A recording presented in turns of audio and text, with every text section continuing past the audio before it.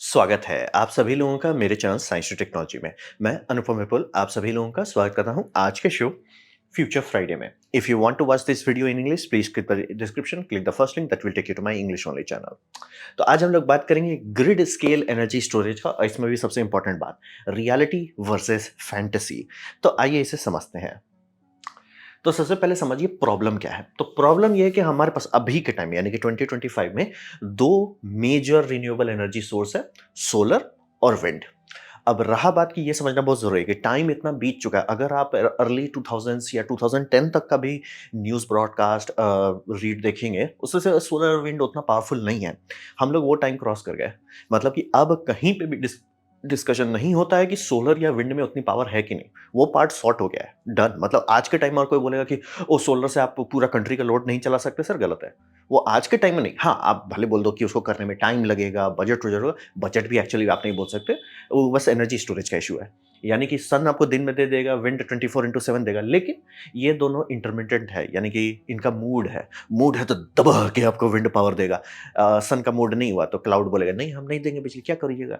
तो वो जो मूडी बिहेवियर पावर है, पावर में कोई डिस्कशन नहीं है, आपको टेंशन लेना ही नहीं। बम बम पावर है। आपका जितना एनर्जी कंजम्पशन है उतना तो सोलर अकेले दे देगा। विंड अगर ढंग से लगाते हैं ऑफशोर, पता नहीं लैंड लैंड में लोग क्यों लगाते हैं, बट अगर आप ऑफशोर करते हैं टेंशन नहीं लेना, लेना ही नहीं है आपको टेंशन आज के टाइम में। यानी कि वो टेक्नोलॉजी का बैरियर कि क्या इतना बड़ा हम लोग बना सकते, वो क्रॉस हो गया है। लेकिन अब दिक्कत यह है कि जो फ्यूल का कॉस्ट है वो जो है बढ़ते जा रहा है। यानी कि हम लोग वहां पहुंचने पे हैं जहां पे फ्यूल का पावर प्लांट आप बना भी नहीं सकते इकोनॉमिकली। यानी कि अगर आप सोलर का दाम देखेंगे पागल जैसा होता था, सैटेलाइट में डालने के लिए लोगों की जान निकल जाती थी। अभी इतना घट गया है कि वो आपका सबसे चीपेस्ट फॉर्म ऑफ एनर्जी है। यानी कि आपको मिडिल ऑफ नोवेयर है, सर वहां बिजली कैसे, अरे लगाओ ना यार सोलर की बात कर रहे हैं, डिस्कशन कर रहे हैं। बहुत हुआ तो एक बैकअप जनरेटर रख लो, जो कि लोग ऐसे ही ग्रिड में रखते हैं। तो समझ रहे, बहुत ज्यादा डेवलपमेंट हो चुका है सोलर में। और दूसरा एक इंपॉर्टेंट बात जो काफ़ी न्यूक्लियर वाले लोग भूल जाते हैं कि आपका सोलर का दाम घटने से बाकी सारे पे लोड पड़ जाता है। यानी कि अगर आप बिजली यहाँ पे बेच रहे हैं, जैसे मान लीजिए आप कुछ भी यूनिट मान लीजिए, आप एक्स यूनिट में 1 यूनिट बिजली दे रहे हैं, ठीक है बल्ले बल्ले, लेकिन दूसरा बेच रहा है सर हाफ एक्स पे। अब हो जाता है कि सर आप कैसे प्रॉफिटेबल रहोगे, आप नहीं रह पाओगे। ये समझना बहुत जरूरी है। कंपटीशन देखना होता है। न्यूक्लियर का दाम नहीं घटा और सोलर का उससे नीचे उतर गया है। यानी कि आज के टाइम में जो 19 काफ़ी लोग देखते हैं, मतलब इसीलिए बोलते हैं आपको सिर्फ 2 ही लोग बोलेंगे न्यूक्लियर काम करता है, इंजीनियर और साइंटिस्ट। और एक लोग नहीं बोलेंगे जो इनका आपका दादा है, इकोनॉमिस्ट, जिसको पैसा देना पड़ता है। सीधा बोलेंगे सर नहीं लगा सकते, 3000 करोड़ लगा के हम आपको एक तो न्यूक्लियर पावर प्लांट छोटा सा बनाएंगे, उतने में हम सोलर लगा देंगे। जब तक न्यूक्लियर पावर प्लांट का कंस्ट्रक्शन कंप्लीट होगा तब तक ये रेडी होकर आपका आरओआई देने लग जाएगा। नहीं कंपेयर कर सकते आज के टाइम में। आरओआई बहुत इंपॉर्टेंट होता है। अगर आरओआई खराब है या बहुत टाइम बाद आएगा, इंटरेस्ट बढ़ जाता है, इंटरेस्ट बढ़ जाता है। कैपिटल कहने को छोटा है लेकिन उसका रनिंग कैपिटल बहुत हाई हो जाता है, क्योंकि इंटरेस्ट ही आप भर रहे हो। तो ये समझना बहुत जरूरी है। आज के टाइम में सोलर और विंड से आप नहीं कंपेयर कर सकते। कोल का भी तो वही डिस्कशन हो गया, कोल ही महंगा होता है। मतलब कोल क्यों महंगा, कोल नीचे जाते जा रहा है ना। आप ऊपर वाला लेयर शुरू में खा लिया रहे बल्ले बल्ले, लेकिन अब उसके बाद नीचे जाइए। अब नीचे जाने में ज्यादा डीजल खर्च करना पड़ेगा, ज्यादा बूम खर्च करना पड़ेगा, ज्यादा ट्रांसपोर्टेशन खर्चा का दाम बढ़ गया। तो ये समझना मुझे। और ये नेचुरल गैस के साथ भी हुआ। शुरू में easy to extract natural gas wells मिले थे, गैस काम खत्म। अब तो वो सब खत्म हो गया। अब ज़्यादा जाओ फ्रैकिंग करो, ये सब करो, दाम बढ़ते जा रहा है। सोलर का दाम घटते चला जा रहा है।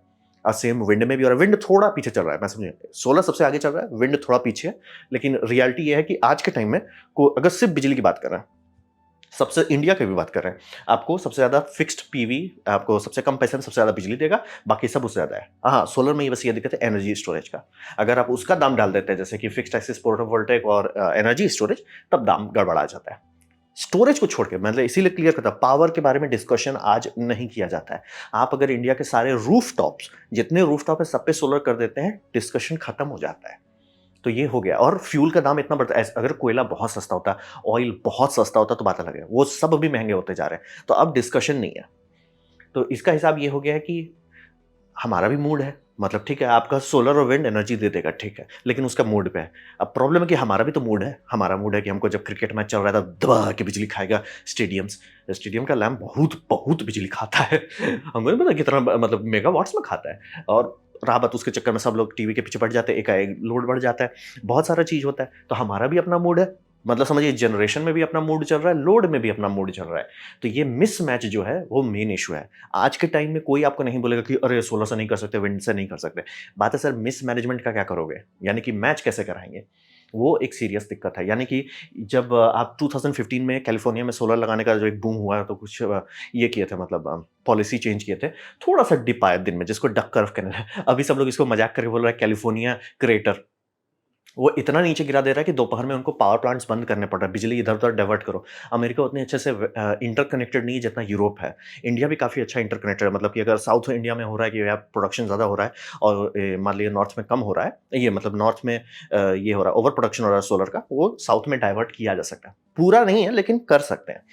तो वो ना होने के चलते इनका लिटरली बैंड बजा है। डक कर्व से अब लिटरली जा रहा है और ये 2022 का है।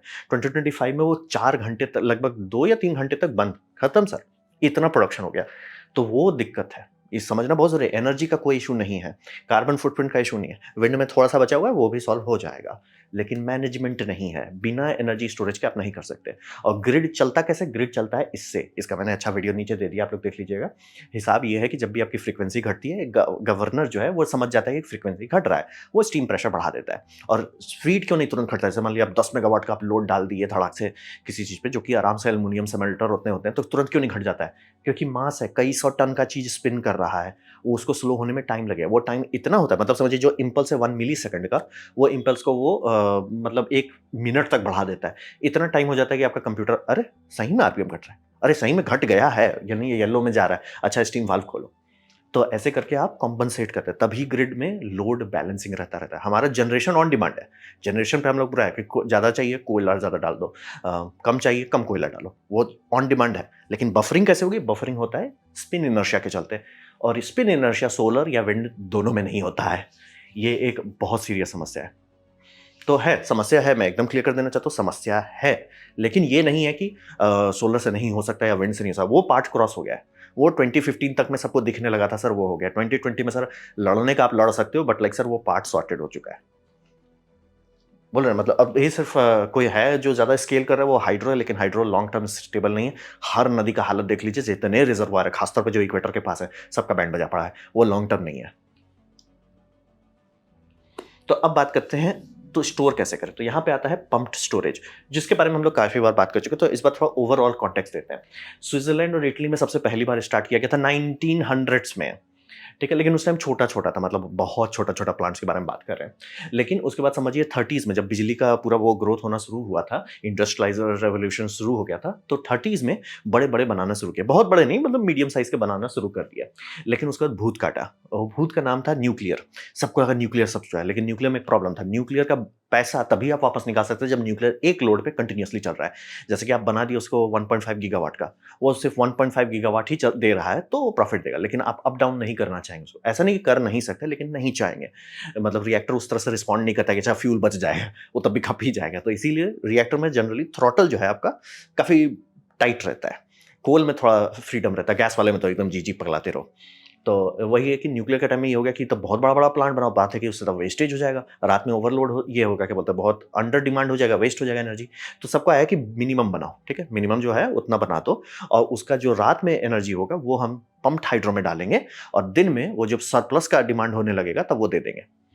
तो मतलब जो रात का सरप्लस स्टोर किए थे वो दिन में हाई डिमांड में डंप कर देंगे, ऐसे करके किया जाएगा। ये 60s में शुरू हुआ, और इस बार हम लोग मतलब 1960s में जो डिजाइन स्टार्ट किए गए वो सारे गीगावाट आवर में बात करने लगे, किलोवाट आवर नहीं। जैसे आपका गाड़ी का बैटरी सब होता है 30 किलोवाट आवर, जनरली आप 100 किलोवाट आवर के अंदर बात कर रहे हैं।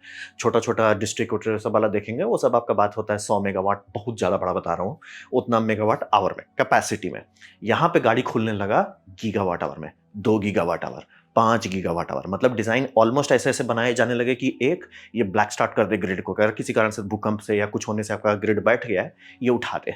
दूसरा कई घंटे तक चलाते रहे, मतलब किसी को कोई फ़र्क भी नहीं पड़ेगी, अरे मतलब फ्यूल से पावर नहीं आ रहा है, आपका पम्प्ड हाइड्रो से आ रहा है। ये 60s में हुआ है, और ये समझिए कितना लंबा चलता है। 60s तो काफ़ी पहले हो गया है।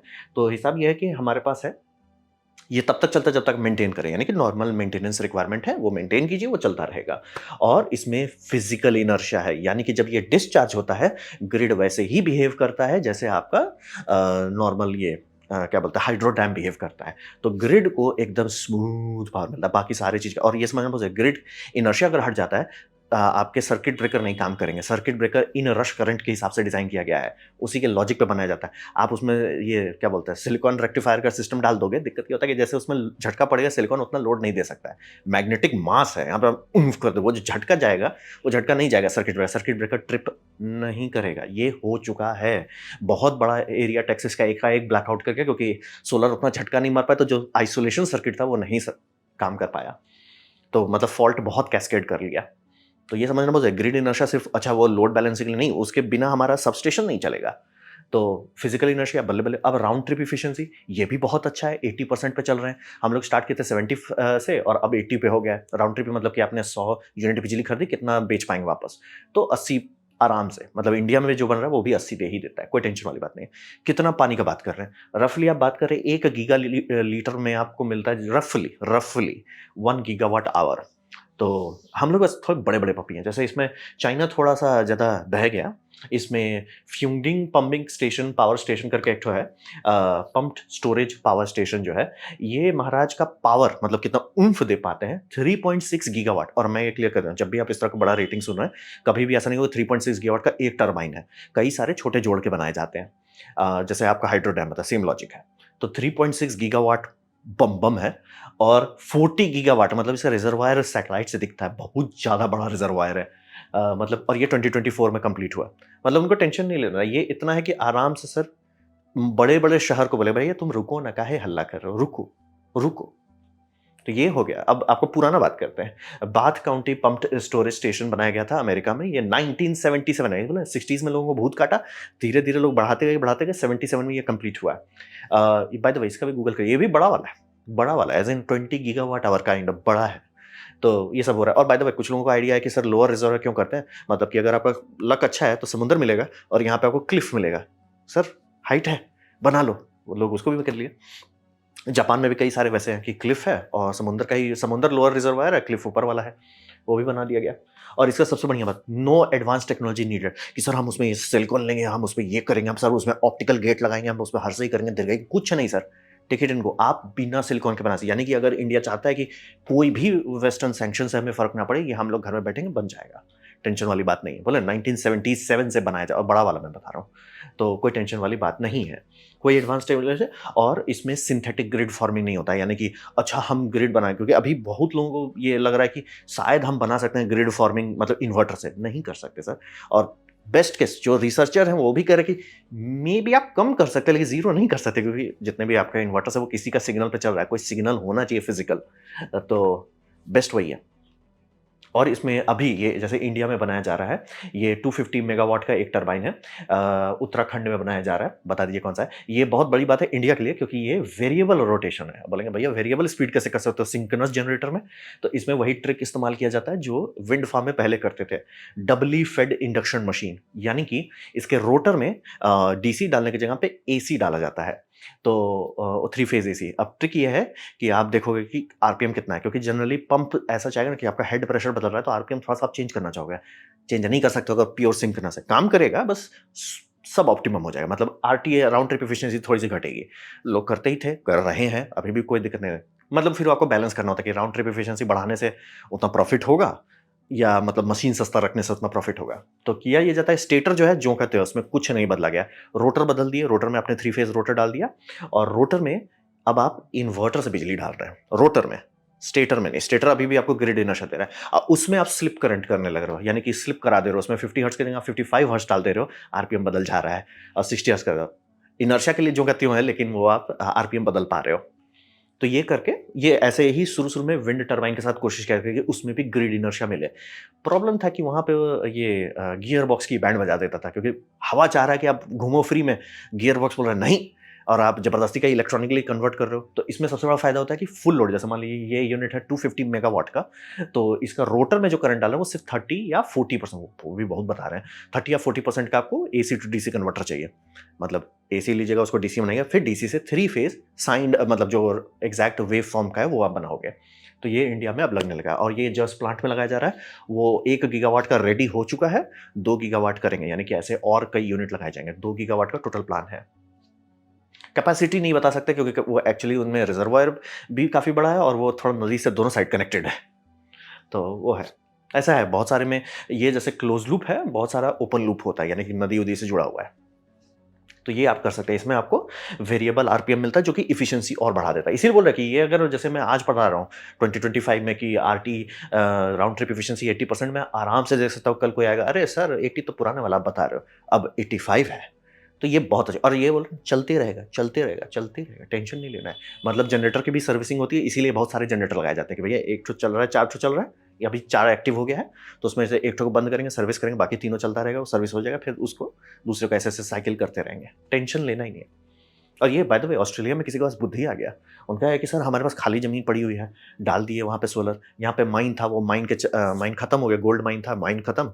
मतलब कि अब माइनिंग बहुत महँगा हो गया है। ये समझना बहुत ज़रूरी है, माइन कभी खत्म नहीं होता है। वहाँ पे अभी भी गोल्ड है, बस उसको निकालने में गोल्ड का जाम से ज़्यादा खर्चा हो जा रहा है। तो वो टाउन तो गया, तो लोगों का कि ठीक है वहाँ हम सोलर फार्म लगा देते हैं। सर सोलर फार्म लगा दिए, बल्ले-बल्ले, लेकिन बिजली 24/7 नहीं आएगा। एक काम करो, वो माइन को डाउन रिजर्वायर बना दिए और ऊपर एक तो शैलो तालाब जैसा बना दिए जो उसका अपर रिजर्वायर है, और इसको कर दे रहे हैं। Take it and go sir.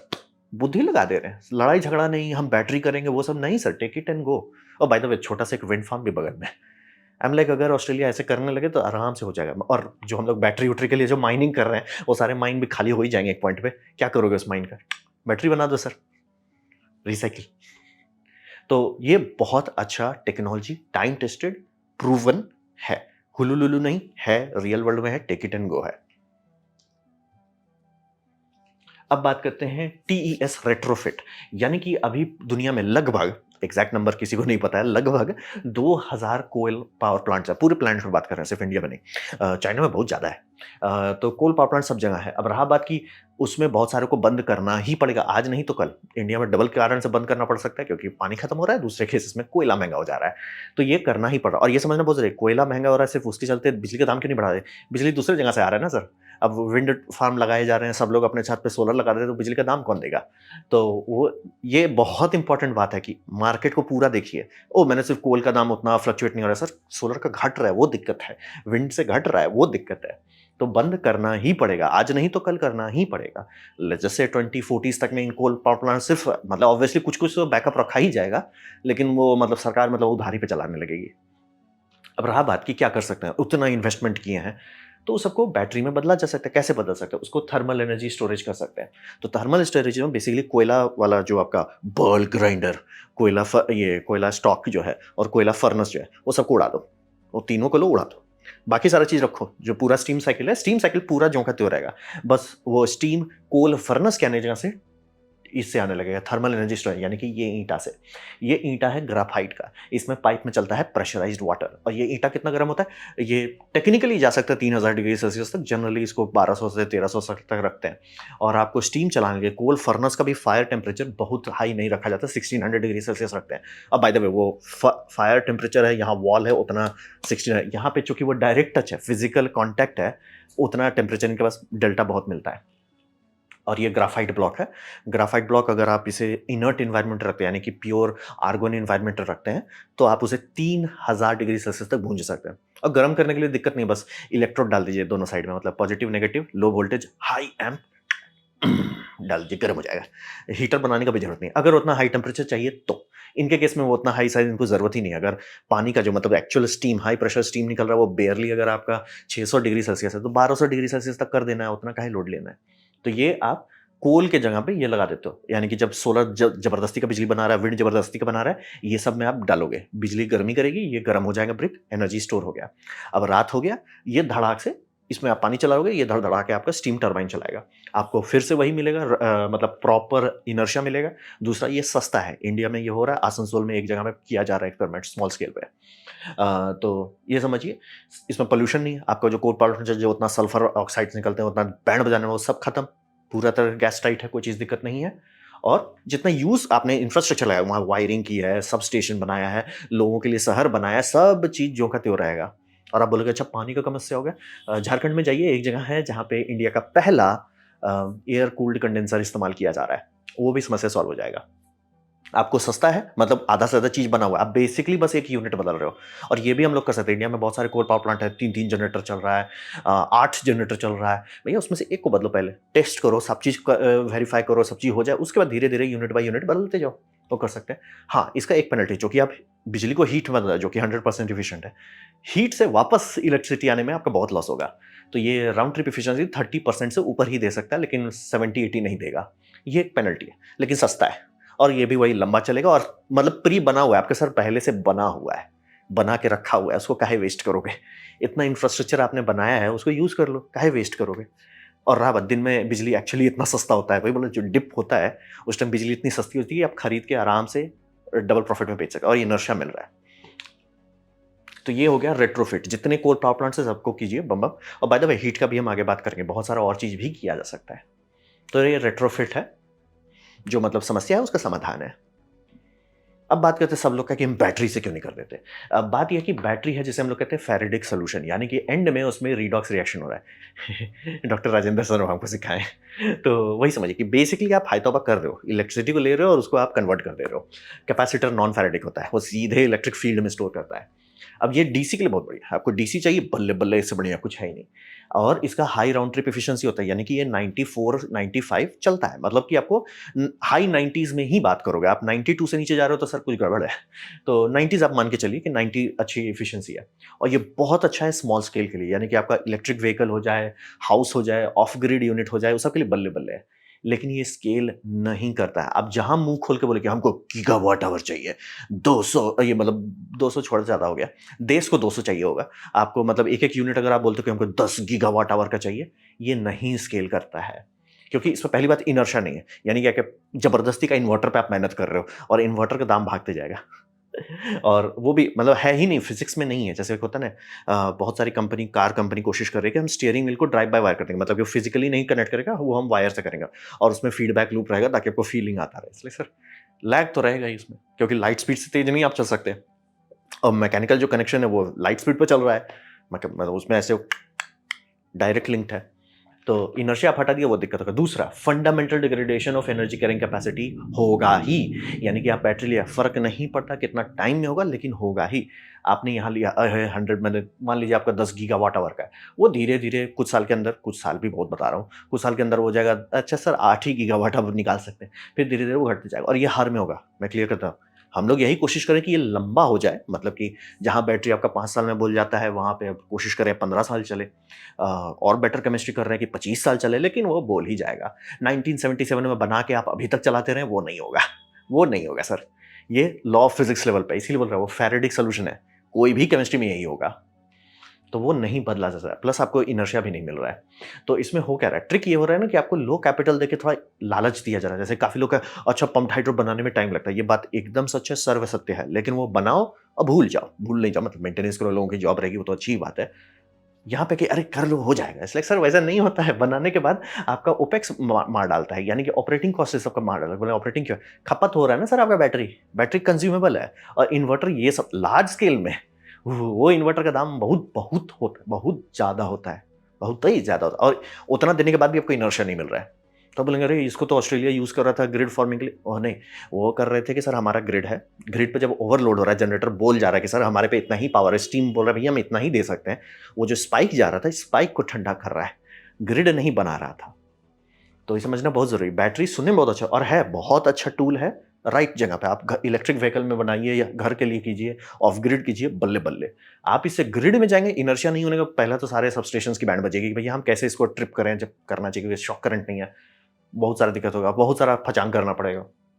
और कैपेसिटी डिग्रेडेशन, मतलब इसको खरीद लिया, मेंटेनेंस तो है नहीं, बट पेनल्टी वही है कि सर हर कुछ साल में बदलते रहो। और हाँ, 10 गीगावाट में से 1 गीगावाट का लॉस बहुत बड़ा बात होता है। अब बात करते हैं रियलिटी क्या है। तो रियलिटी ये है कि right tool for the right job ज़रूरी है। अगर आप सही औजार को सही जगह पे इस्तेमाल करते हैं, सब बल्ले-बल्ले, नहीं करते हैं, सब लटक जाएँगे। तो वही, और हम लोग ये मैजिक ग्रिड फॉर्मिंग इन्वर्टर जो है, उस पे वेस्ट नहीं कर सकते पैसा, क्योंकि इसका 2 प्रॉब्लम है। आपका सबसे बड़ा है कि कंपनी का वो कंट्रोल करने लग जाती है, जैसे कि जनरल इलेक्ट्रिक है, हम ही कंट्रोल करते हैं। अब मतलब बेसिकली आप एक आज़ाद देश को दे सकते हो कि भैया जनरल इलेक्ट्रिक कंट्रोल कर रहा है। जैसे हमारा जीपीएस के साथ था, जीपीएस तो साइड इफेक्ट था। हाँ, सोचिए कि हाँ, भई आपका, अरे! इंडिया बड़ा उछल रहा है, एक काम करो तो, इनका इन्वर्टर का सप्लाई बंद करो, खत्म, बैठ गए सर, बैठ जाइए, बैठ जाइए। तो ये समझना बहुत ज़रूरी है। और वो सारी कंपनी बोल रही है कि सर ये एकदम सीरियस है, क्रिटिकल इंफ्रास्ट्रक्चर है, कोई और इसमें हाथ नहीं लगा सकता, सर्विस एग्रीमेंट होता है, 25-25 साल के सर्विस एग्रीमेंट है। और ब्लैक बॉक्स टेक्नोलॉजी, यानी किसी को नहीं पता कैसे काम करता है, मतलब किसी को नहीं पता, उनको पता है, बट ऑब्वियसली हर कंपनी अलग अलग बनाएगी। जैसे एबीबी बनाती है, उनका अलग एल्गोरिदम है, आपका सीमेंस बनाता है, उसका अलग एल्गोरिदम है। तो ये कुछ बड़ी बड़ी कंपनी डिसाइड करने लगेगी कि सबका क्या होगा। ये आइडिया मेरे को एकदम नहीं पसंद है। और ये समझ, नेशनल इंफ्रास्ट्रक्चर कभी भी ऐसा नहीं होना चाहिए कि कुछ ही लोग कंट्रोल कर रहे हैं। नेशनल इंफ्रास्ट्रक्चर ऐसा, हाँ, आपका ये हो जाएगा कि इफिशिएंसी घटेगी अगर आप ये सबको छोड़ते हैं, ठीक, लेकिन चलेगा, सालों साल चलेगा, दशकों तक चलेगा। और इंडिया जब खुद का बना लेगा तो भी कर सकते हैं। और भी ग्रिड फॉर्मिंग की जरूरत नहीं है, आप आराम से वो डबली फेड इंडक्शन वाले से ही काम हो जाएगा। जबरदस्ती का काहे उछल रहे हैं, मतलब जबरदस्ती का मेहनत क्यों करना चाह रहे हैं, वो हमको आज तक समझ गया। सब हम ग्रिड से कर देंगे, इसलिए क्यों? सिंक्रोनस कंडेंसर 1930 में बनाया गया है, खुश रहो, जबरदस्ती का क्यों मेहनत करना चाहते हो? मतलब वही सबसे एक अच्छा डिस्कशन होता है कि अच्छा ये कर देंगे, वो कर देंगे, इसलिए सब कर दोगे। अरबों रुपया लगा के लाख रुपए का काम क्यों कर रहे हो, हमको ये बताओ। कॉन्टेक्स्ट वही है। और बेसिकली आप कुछ भी ऐसा नहीं चाहोगे देश का इंपॉर्टेंट चीज में कि कोई बाहर ये बोल रहे हैं सर ऐसे अभी हम लोग के घर में बेसिकली नॉर्मल साइनसोइडल इन्वर्टर आता है, उस वो तो उतना लंबा चलता नहीं है। मल्टी स्टेज इन्वर्टर का अगर आप कभी देखने लगे, 12-12 स्टेज का आता है, 200 स्टेज का आता है, जो एचवीडीसी में लगाया जाता है। और सोच लीजिए वो उतना बेस्ट इन्वर्टर है, उसमें भी क्या करते हैं, शांति से सिंक्रोनस कन्वर्टर लगाओ या जो वहां का एक्चुअल ग्रिड है उस पे भरोसे पे चलो। नहीं कर सकते फ्री फ्लोटिंग ग्रिड का इन्वर्टर बनाना जो कि एकदम वैसा बिहेव करे जैसा हमारा एकदम हष्ट पुष्ट तंदुरुस्त हंड्रेड्स ऑफ टन स्पिनिंग में आ जाए। नहीं होगा सर, फिजिक्स ही नहीं अलाउ करता है। मतलब कि अच्छा आपका एक होगा, आधा चालू करे, आधा चालू करे, आधा चालू करे, फिर बंद करो, फिर बंद करो, फिर ओ बाय द वे ये सब की स्विचिंग फ्रीक्वेंसी बदलनी, ये स्विचिंग टाइम बदलते रहना होता है ताकि सब एक जैसा वेयर डाउन करे। हमको भी नहीं पता था कि सिलिकॉन स्विच वेयर डाउन करता है, मतलब आईजीबीटीज हो वो सबको घिसे एक जैसा। मतलब ये कब से आ गया कि घिसता है, बट है वो, मतलब सबसे इंजीनियरिंग में कॉम्प्लेक्स वही आता है आपका। और ये बहुत लो हार्मोनिक्स रहता है। जनरेटर को कोई टेंशन ही नहीं, जनरेटर लाइक थारा भाई संभाल लेगा। तो वही बोल रहे हैं, क्या आप सॉल्व कर सकते हैं आराम से, लेकिन आप क्यों ऐसा करना चाहते हैं? क्यों चाहते हैं कि भैया जो काम लाखों में हो जाए उसको करोड़ों में करें? और क्यों चाहते हैं कि देश का कंट्रोल किसी कुछ लोगों के हाथ में दे दें? अगर आपको जनरेटर नॉर्मल जनरेटर पे चला रहे हो, कम से कम 25 फॉर्म इंडिया में संभाल सकती है। आप कर दे तो ये ब्लैक बॉक्स वाले टेक्नोलॉजी पे मे भी 4 या 5 कर पाएगी, वो बहुत खतरनाक बात है। और रहा बात इसीलिए बोला कि कभी मैं कंट्रोल के हिसाब से कि सर कुछ लोग कंट्रोल कर रहे हैं, वो आइडिया मेरे को एकदम नहीं पसंद है। दूसरा फ्रेजाइल नहीं होना चाहिए। ओ एक ईएमपी हो गया, सोलर स्पाइक से हो सकता है, ये हो गया सर। और या कोई टेररिस्ट अटैक गया सर, क्योंकि बोल रहे हो सर ब्लैक बॉक्स है, रिपेयर करना पॉसिबल नहीं है। तो बहुत सीरियस बात है। मतलब इसमें एल्गोरिदम्स लगते हैं, हमको लगा भैया इलेक्ट्रिक ना जी, एल्गोरिदम लग रहा है, वो भी रियल टाइम मैनेजमेंट हो रहा है। लाइक रियल टाइम मैनेजमेंट देश का इलेक्ट्रिक ग्रिड में करेंगे भैया, कौन सॉफ्टवेयर इंजीनियर पे आपको इतना भरोसा है? बात वही है कि मतलब करने का आप सब कर सकते, क्यों? तो अब रहा बात कि टेस्ट वाला अगर करते, कोल पावर प्लांट्स तो बड़े पड़े हैं इंडिया में, उसका क्या कर सकते हैं? उसका वेस्ट हीट का 2 अच्छा ऑप्शन हमको मिल रहा है। उसमें सबसे पहला है एलटीटी, अगर समुद्र के पास है जैसे चेन्नई उन्नई वाला में है, शांति से उसका पानी डिस्टिलेशन करना शुरू कर दो, लो टेम्परेचर थर्मल डिसैलिनेशन। दूसरा अगर दिल्ली उल्ली के पास वाले में है, वहाँ पे आप डिस्ट्रिक्ट कूलिंग या हीटिंग दोनों में इस्तेमाल कर सकते हो। गर्मी से कूलिंग कैसे होगा, एब्सॉर्प्शन चिलर पे कभी रिसर्च कर लीजिए, मिल जाएगा, मेरे चैनल पर भी देख सकते हैं। तो ऑप्शंस हैं, मैं एकदम क्लियर करता हूँ। क्या बैटरी से आप ग्रिड बना सकते हैं? हाँ। क्या ऐसा करना चाहिए? कतई नहीं। ना तो वो बहुत लंबा चलता है, क्योंकि मतलब बोल रहे हैं 10 साल में आपको वो दिखे अरे ये तो प्रॉफिटेबल है, 50 साल में बोलेगा सर हम तो नुकसान में चल रहे हैं, 100 साल में लगे भैया ये क्या किए। और वहीं पंप्ड हाइड्रो सर 1977 से चल रहे हैं, चल ही रहे हैं, टेंशन लेना ही नहीं है आपको। तो वही रियलिटी में आना पड़ेगा ज़्यादा। और मैं इतने सारे टेक्नोलॉजी देख चुका, ये कर देंगे, वो कर देंगे, बैटरी में ये कर देंगे, इसीलिए अब बैटरी से मेरा मन उठ गया है। इसलिए सर आपको ये चाहिए, इसके बारे में कोई बात नहीं करता। मल्टी लेवल इन्वर्टर अभी तक तो हमको समझ में नहीं आया उसका कैसे आप डिसाइड कर रहे हो कि कौन स्विच कितना वेयर डाउन कर रहा है, बट कर रहे हैं ये लोग, बैठ के कर रहे हैं। तो ये था मेरा प्रेजेंटेशन मैजिक वर्सेस रियलिटी का, इसके बारे में आपका एनर्जी स्टोरेज ग्रिड लेवल का। उम्मीद करता हूँ आपको अच्छा लगा, कुछ सीखना, कुछ समझ में आया। अगर ऐसा है लाइक कर दे, दोस्तों शेयर कर दे, उससे मेरा काफी भला होगा। नहीं अच्छा लगा, नहीं पसंद आया, कोई बात नहीं, आप डिसलाइक दबा सकते हैं। मैं कहूँगा डिसलाइक 2 बार दबाएं, उससे मुझे पता चलेगा कितना ना पसंद हुआ है। मैं आपसे कमेंट लिखे, मैं हर कमेंट को पढ़ने की कोशिश करता हूँ। आपसे सब्सक्राइब कीजिए, बेल दबाइए, अगर आप फ्री हैं तो। आपने वीडियो देखा, जान के मुझे बहुत खुशी हुई। धन्यवाद।